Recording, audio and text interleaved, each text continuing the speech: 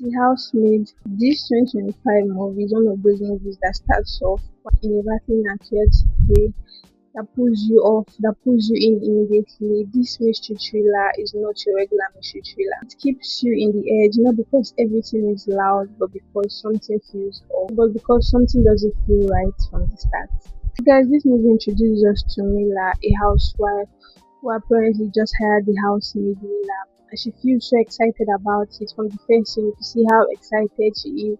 One of the things that kind of feels up immediately is the room that Mila has to stay. Kind of look awkward in some way and feel so ancient and scary.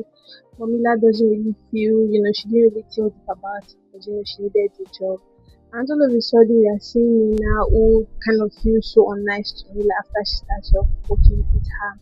So that again makes us wonder, okay, are we going to have a regular movie where we get to see a housemaid that takes over our boss's husband? But this movie gives takes a different turn. Also, we see Andrew apparently Lena's husband, a gentleman, everybody's man, so attractive, and you kind of feel okay, why is this so nice to Mila? Even though Nina is being broadcast in some way, but it still feels connected to Mila. It's having a nice conversation with her.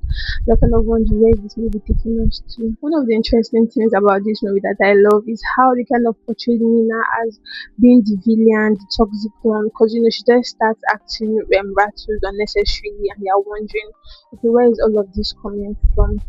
But they kind of give us that perception to think that probably Nina apparently is the problem, but it is not what we expect. And also I liked what they kind of introduced us because this movie kind of kept the main story down to close to the end of the movie. So I kind of like that they did this thing where they kind of put in attention and they kind of put certain scenes that were going to be referenced for later. So one of the things that this scene kind of you wonder, okay, what is the need for emphasis on? So when Miss Winchester, apparently who happens to be Andrew's mom, comes and telling Mila that this plate is Andrew's favorite plate and needs to be kept well.